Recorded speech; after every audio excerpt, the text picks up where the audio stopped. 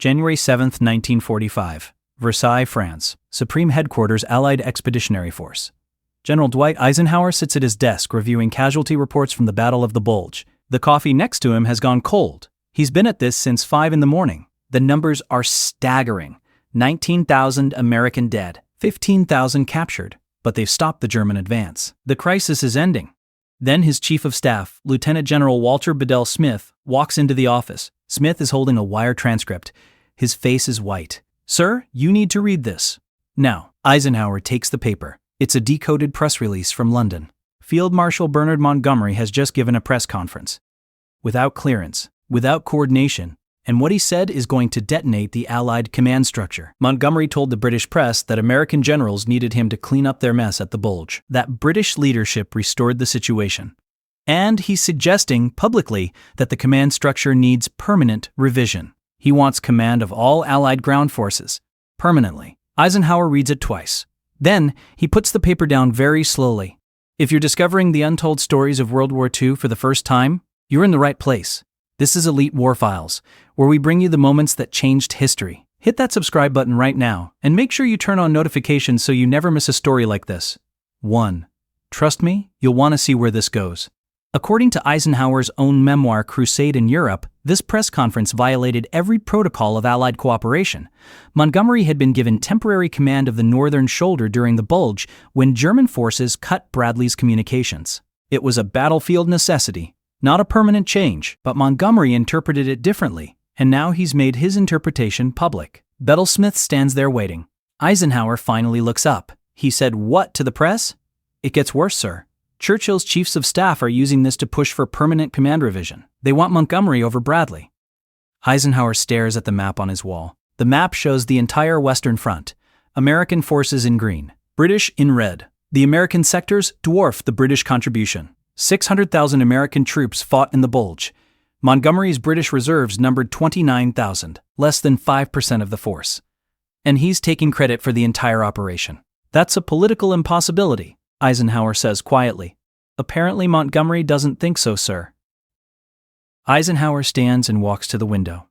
Outside, Versailles is cold and gray. He's spent 2 years holding this alliance together, managing egos, balancing national interests, keeping Churchill and Roosevelt aligned, and now Montgomery has just thrown a grenade into the entire structure. But Eisenhower doesn't know yet that at that exact moment, 285 miles away in Luxembourg City, General Omar Bradley is reading the same press conference quotes in stars and stripes. The newspaper is open on his desk, and Bradley is drafting a letter that will force the biggest command crisis of the war. Let me put this in context. Omar Bradley commands the 12th Army Group. Under him are 3 field armies: Courtney Hodges' 1st Army, George Patton's 3rd Army, William Simpson's 9th Army. Together, they represent over 900,000 men, the largest American force ever assembled under one field commander. Bradley is quiet, methodical. Eisenhower calls him the GI's general. He doesn't make threats, he doesn't play politics. He wins battles and goes home.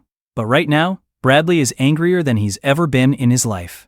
According to his memoir, A Soldier's Story, pages 487 through 492, Bradley writes that he was, quote, "more angry than at any time in the war," end quote. Because his soldiers, the men who fought and died at Bastogne, at Saint-Vith, at the Meuse River, are reading that a British general who contributed a fraction of the force is taking all the credit. And worse, suggesting he should command them permanently. Bradley picks up the secure phone to Chef Headquarters. The call goes through in 30 seconds. Eisenhower's aide patches him directly to the Supreme Commander. "Ike, I'm calling about Montgomery's press conference. Tell me the permanent command change isn't happening." There's a pause. And in that pause, Bradley hears everything he needs to know. "Brad, it's political pressure from London. Churchill's pushing. We need Allied unity." "Allied unity?" Bradley's voice is very calm. "Ike, my soldiers are reading that a British general who contributed 29,000 troops is taking credit for what Patton and Hodges did with 600,000 men. I know it's not fair, but we have to consider, if Montgomery gets permanent command of American forces, you'll need to find a new 12th Army Group commander. Silence on the line. I'll resign." Eisenhower doesn't respond. He's known Bradley for years, worked with him in North Africa, Sicily, Normandy. Bradley doesn't bluff. He doesn't make dramatic gestures. If he says he'll resign, he means it. "And I'm telling you right now," Bradley continues, "Patton will resign. Simpson will resign. You'll be explaining to General Marshall why you let the British gut the American command structure. Brad, you can't mean that. Try me. I've already drafted the letter. I will not serve under Montgomery. I will not order Patton to serve under Montgomery. So you give me one good military reason, not political, military, why a British general who's failed at Caen, failed at Arnhem, and just watched us win the Bulge should command American armies. Eisenhower's voice drops. Let me handle this. Bradley's voice drops too. Ike, you're my friend. But if you do this, you'll lose the American army. Not because of ego, because no American general can go home and explain why we gave up command after winning. Then Bradley hangs up, before Eisenhower can respond. According to Bedell Smith's later account, Eisenhower stood holding the phone for 10 seconds after the line went dead. Then, he very carefully placed it back in the cradle. Get me Bradley's personnel file, Eisenhower says, and Patton's, and Simpson's. Sir? I need to know if they're serious. Smith knows they're serious. Everyone who knows Bradley knows he's serious. Omar Bradley has just drawn a line. And Eisenhower is now caught between the British government demanding command changes and his own generals threatening mutiny. Within hours, the situation gets worse. Eisenhower learns that Patton has already heard the rumors. Third Army headquarters is buzzing with speculation. And Patton, never one for subtlety, is telling his staff exactly what he thinks. According to Harry Semmes, one of Patton's aides, Patton said, quote, "If they put that preening mountebank over me, I'll resign and tell Congress exactly what I think." End quote. Now Eisenhower has a potential 3-general mutiny: Bradley, Patton, Simpson, the 3 most successful American field commanders in Europe, all threatening to resign over Montgomery. January 8th turns into a cascade of frantic communications. General George Marshall, the Army Chief of Staff, cables from Washington. The message is terse. What the hell is happening with command? Marshall has just read Montgomery's press conference in American newspapers. The reaction in Washington is building. Congressmen are asking questions. The press is demanding answers. And Marshall needs to tell them something. Eisenhower drafts a response explaining the temporary command arrangement during the Bulge, that it's over, that Bradley is back in command of First Army, that nothing has changed permanently. But even as he writes it, he knows Churchill's government is pushing for exactly that permanent change, and Bradley's threat was about to get very, very real. January 9th. Field Marshal Alan Brooke arrives at Versailles. Brooke is the chief of the Imperial General Staff, Churchill's top military advisor. He's not here for a social visit. He's here to, quote, discuss command arrangements, end quote. And he brings Churchill's proposal in writing. Montgomery as permanent land forces commander. Bradley relegated to sector commander status. Essentially, Montgomery overall ground forces. Bradley reduced to Montgomery's subordinate. Bedell Smith is in the room when Eisenhower reads it. Smith later wrote, quote, "I had never seen him so angry. His hand was shaking," end quote. Brooke makes the case. Montgomery's experience, his methodical approach, the need for unified ground command as the Allies push into Germany. It's all very reasonable, very logical, except for one problem. It ignores the fact that American forces now outnumber British forces 3-1. It ignores the political reality that the American public will never accept their armies under permanent British command. And it ignores the reality that Bradley, Patton, and Simpson have just threatened to resign. Eisenhower listens. Then he speaks very carefully. "Sir, I appreciate the Prime Minister's concerns, but I need you to understand something. If this change is implemented, I will lose my American commanders. All of them. They will resign." Brooke seems surprised. Surely that's an exaggeration. It's not. Bradley called me yesterday. He's prepared to resign. Patton is prepared to resign. And if I'm being completely honest, if I'm forced to make this change, I will request relief myself. The room goes silent. Brooke stares at Eisenhower. The Supreme Commander has just threatened to quit. This is no longer a command dispute. It's a full-blown alliance crisis. What Montgomery didn't know was that his own Chief of Staff was about to betray him. Major General Francis de Guingamp, Montgomery's Chief of Staff, is in Brussels when he starts hearing rumors. Disturbing rumors. That Bradley is threatening to resign. That Eisenhower is furious. That the press conference has created a catastrophe. De Guingamp has served under Montgomery for years. He's loyal, but he's also a realist. And he realizes Montgomery has made a terrible mistake. De Guingamp gets in a car and drives to Versailles. He arrives late on January 9th. Bedell Smith meets him at the door. "You need to fix this," Smith says. Now. De Guingamp meets with Eisenhower privately. The conversation lasts an hour. Eisenhower lays it out clearly. Bradley will resign. Patton will resign. The American command structure will collapse, and Churchill will blame Montgomery for breaking Allied unity. Montgomery will be relieved of command. His career will end in disgrace. De Gingand is shocked. He knew the press conference was a mistake, but he didn't realize the scale of the crisis. "Give me 24 hours, De Gingand says. "Don't send any cables to London. Don't make any official statements. I'll fix this." "How?" "I'll tell Montgomery the truth." Because at that exact moment, Churchill was reading something that would change everything. British intelligence has intercepted communications from Schaeff. They know about Bradley's threat. They know about Patton's reaction. And they know Eisenhower's prepared to make this a resignation issue. Churchill is many things, but he's not stupid. If Eisenhower quits over Montgomery, the alliance will fracture. Roosevelt will be furious. The American public will blame Britain, and the war effort will be compromised. Churchill cables Brooke in Versailles. The message is clear. Do not push the command change. The political cost is too high. But Montgomery still doesn't know any of this. In fact, Montgomery thinks the press conference went well. On January 10th, he sends Eisenhower a letter. In it, he suggests that the press conference successfully highlighted the need for streamlined command. He proposes a, quote, tidied up command structure, end quote, with himself as Land Forces commander. He writes, quote, I put this matter up to you again only because I am so anxious not to have another failure, end quote.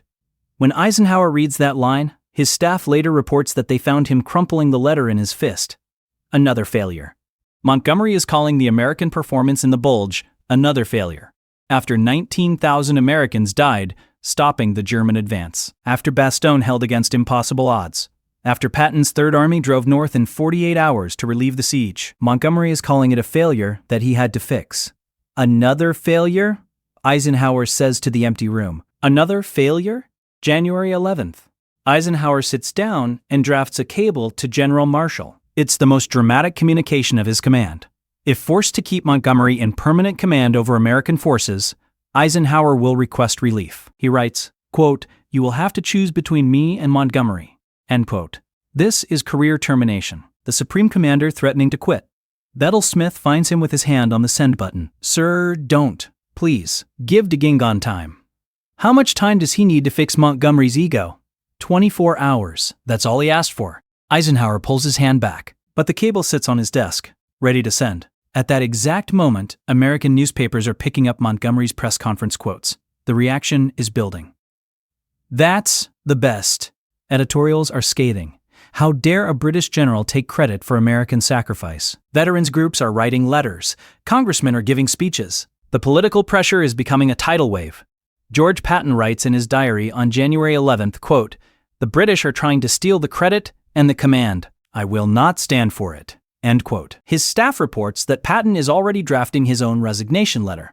He's telling his aides that if Montgomery gets command, he'll resign and tell Congress everything. Every British failure, every delayed operation, every time Montgomery's caution cost American lives. Bradley, meanwhile, has told his staff to prepare transition papers. He's serious. If the command change happens, he's going home. His aides are quietly packing files, preparing handover documents. The 12th Army Group headquarters is in controlled chaos, and Montgomery still doesn't understand what's happening. De Gingand flies to Montgomery's headquarters on January 11th. Montgomery greets him warmly, asks about the Versailles meetings, assumes everything is proceeding according to plan. Then De Gingand closes the door and tells him the unvarnished truth. You've created a command crisis. Bradley will resign. Patton will resign.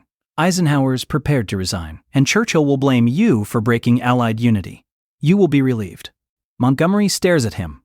That's absurd. The press conference simply highlighted the press conference was a disaster.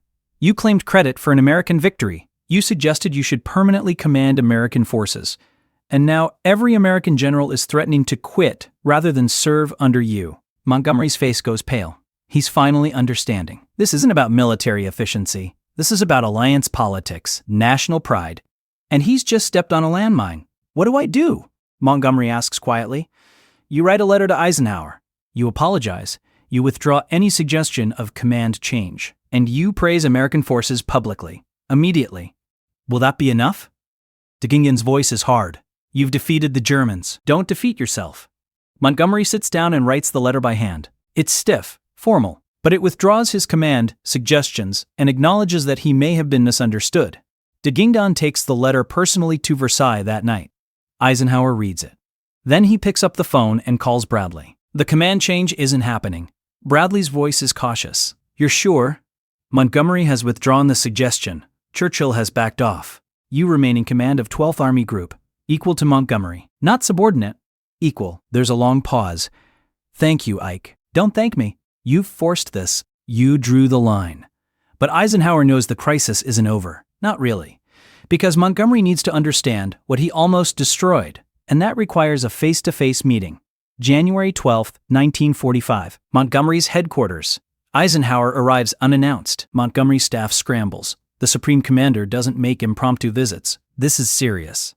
Montgomery meets him in his office. He hands Eisenhower the handwritten letter. Eisenhower reads it without expression. Then he puts it down. Monty, I need to know. Was this about military effectiveness or about pride? Montgomery stiffens. I genuinely believed streamlined command would help us. You believed you would help us. There's a difference. I've withdrawn the suggestion. Is that sufficient? No. Eisenhower leans forward. I need you to understand something. 2 days ago, Omar Bradley told me he would resign rather than serve under you. Not might. Would. Past tense. Decision made. Montgomery looks genuinely shocked. Bradley said that? Bradley. Patton, Simpson. Every American Army commander. Do you understand what you almost did? You almost broke the alliance. Not the Germans, you. Montgomery starts to respond, but Eisenhower isn't finished. Here's the new reality, Monty. If I had to choose between you and Bradley, I would choose Bradley, every time, without hesitation. Because Bradley understands that we win together or we lose alone. And you've just proven you don't. The room is silent. Montgomery has just been told that he's not indispensable. That his brilliance, his experience, his victories, none of it matters if he can't work within the alliance. And more than that, he's been told that Bradley, the quiet general, the methodical general, is more valuable than he is. According to Nigel Hamilton's biography of Montgomery, this moment broke something in Montgomery's relationship with Eisenhower. Montgomery always believed he was the superior military mind, that Eisenhower was a political general, an organizer, not a warrior. But now Eisenhower has made it clear. When forced to choose between British and American commanders, Eisenhower will choose American. Every time. This wasn't just about command structure. Eisenhower had protected Montgomery through Caen, where the British advance stalled for 6 weeks, through Operation Market Garden, where Montgomery's plan to seize a bridge too far ended in disaster. Through every delay, every excuse, every failure to close the Falaise Gap, Eisenhower had defended Montgomery against American generals who wanted him sacked. But Bradley's threat forced Eisenhower to finally say what he'd avoided saying. Montgomery's brilliance wasn't worth Allied disunity. Montgomery issues a clarifying statement on January 13th. Boys, he praises American troops, thanks them for their valor at the Bulge, says any suggestion of permanent command change was a misunderstanding. The statement is carried in stars and stripes and American newspapers. It dampens the crisis, but the damage is done. Bradley writes in his memoir, quote, Montgomery's statement came too late to undo the harm. My soldiers never forgot that a British general tried to take credit for their sacrifice. And the command structure never changes. Bradley remains equal to Montgomery. 12th Army Group remains independent. And the British government never again seriously suggests Montgomery over American commanders. Because the cost is too high, Bradley proved that. And Bradley and Eisenhower's friendship, strangely, strengthens through this crisis. Eisenhower respects that Bradley stood up, that he drew a line. According to Carlo D'Este's biography of Eisenhower, Eisenhower later told Marshall that Bradley's stand was, quote, one of the most important moments of Allied command, end quote. Patton writes in his diary on January 14th, simply, quote, Bradley stood up, finally, end quote. High praise from a general not known for praising anyone. The aftermath tells its own story. 3 months later, in April 1945, Bradley's 12th Army Group numbers 1.3 million men, the largest American force ever assembled under one field commander. Montgomery's 21st Army Group numbers 400,000. The ratio speaks for itself. American forces are overwhelming. American commanders are ascendant, and Montgomery's moment has passed. The command structure stays exactly as Bradley demanded, not because of military logic, not because of political negotiation, but because one quiet general from Missouri said no. And meant it. Bradley revealed something fundamental in that moment. He was usually quiet, diplomatic, the officer who avoided confrontation.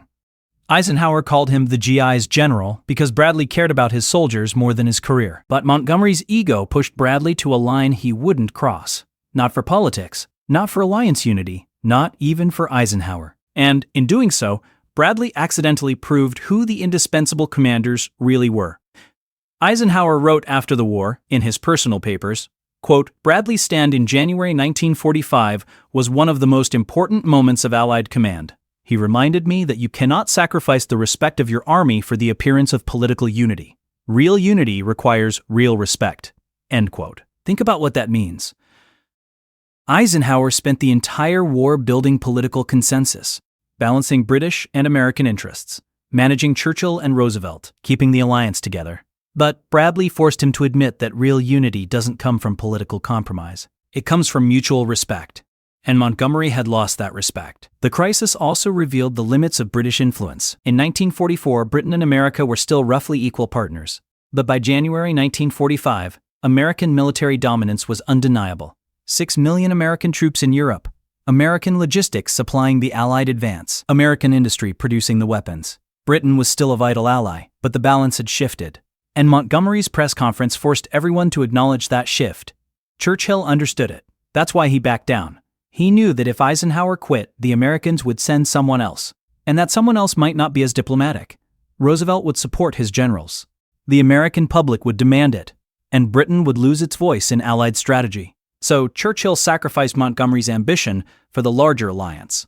Montgomery never fully accepted it. He believed, until the day he died, that he should have been overall ground commander, that his military genius was wasted in a subordinate role. His memoirs are full of criticism of Eisenhower's strategy, Bradley's caution, Patton's recklessness.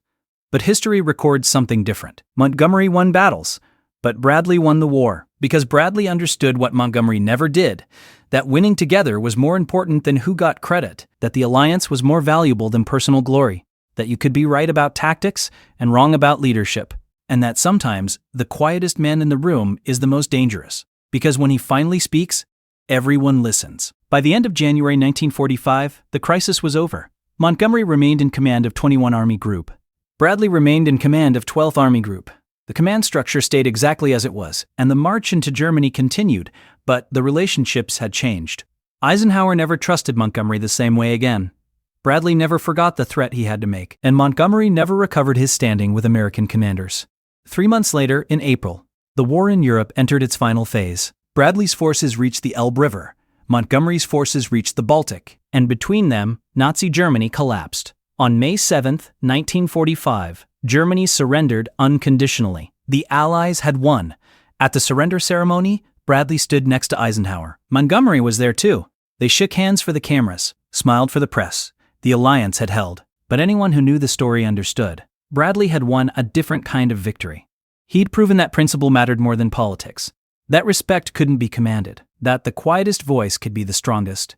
Eisenhower was asked after the war which general he relied on most. His answer was immediate. Bradley. Not because Bradley was the most brilliant tactician, not because Bradley won the most dramatic victories, but because Bradley understood that leadership meant serving something larger than yourself, and that when the moment came to draw a line, you drew it, and you accepted the consequences. Montgomery got his field marshal's baton, his public honors, his place in history, but Bradley got something more valuable, the respect of the men he commanded, the trust of the general he served, and the knowledge that when it mattered most, he stood up. That's the untold story of January 1945. Not the Battle of the Bulge, not the dramatic tank advances or desperate last stands, but the quiet moment when Omar Bradley said no and changed the course of Allied command. If you found this story compelling, then you need to stay connected to Elite War Files. We bring you the moments that textbooks skip and documentaries ignore. Hit that subscribe button, smash the like button if this story moved you, and drop a comment below telling us which World War II general you want us to cover next. We read every comment and your suggestions shape our content. This is Elite War Files, where history is told the way it happened, not the way they wanted you to remember it.